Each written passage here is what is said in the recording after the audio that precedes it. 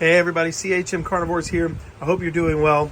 I wanted to talk to you today real quick about a proper grow tent setup or grow space. It doesn't necessarily have to be a tent.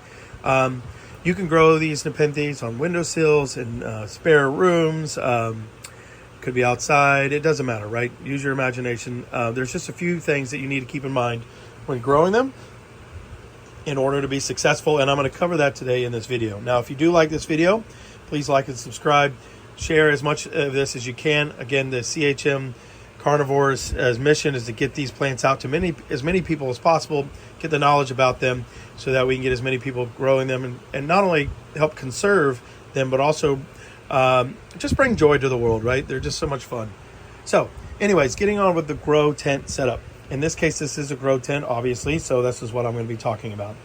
Now, the first thing is understanding what your plants like and how they grow in the wild. And if they're a hybrid, understanding what their parents like.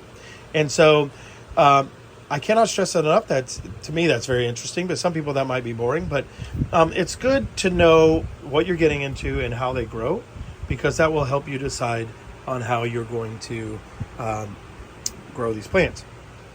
The second thing that you want to do is provide enough space where they can get airflow, but not so much space that they lose out on what's called ambient humidity. Now, as the plants get bigger, ambient humidity will increase because just like natural processes, the more foliage, the less room there is for heat to escape and humidity to escape, and then humidity will rise, and that'll make life so much easier for you. What do I mean by too much space, or not too much space, but just enough space? It's not as scientific as it sounds, right? You just want to look at the plants and make sure that they're not literally stacked on top of each other, but it's okay if they're touching, right?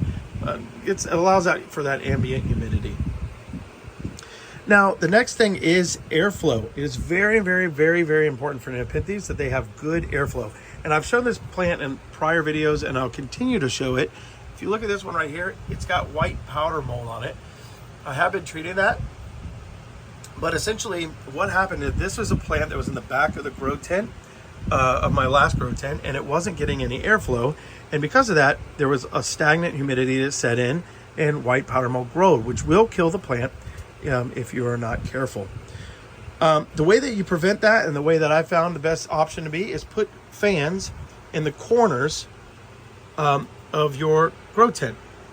And what that allows to do is it causes almost like a cyclonic movement with the air.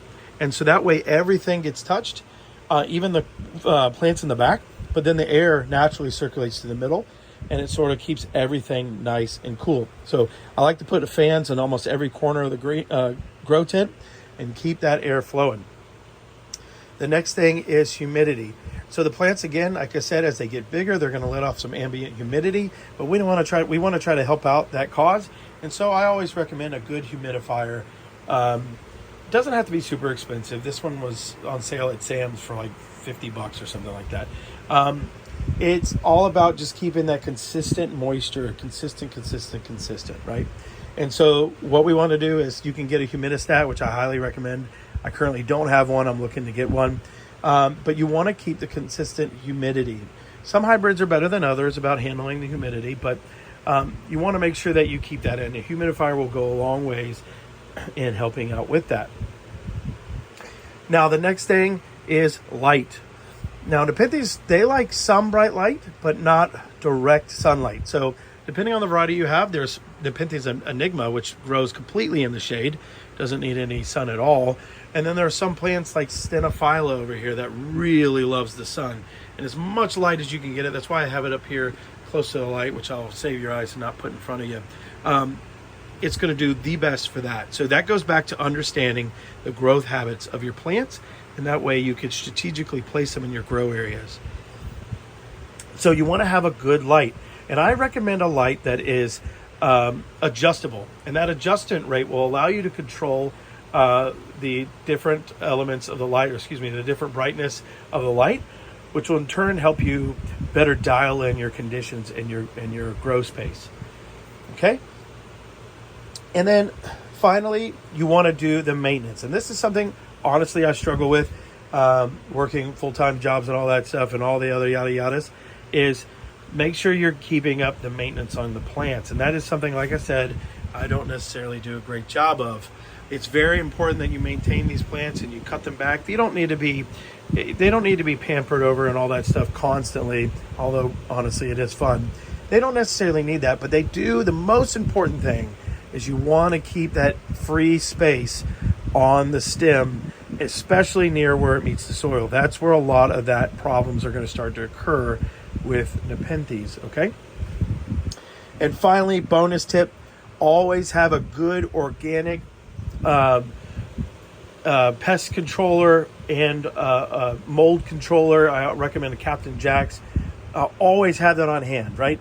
You never know when you're going to need it. It's always good to have on hand so you don't have a freak out. If you start to see some of this mold growing, you can kill it right away.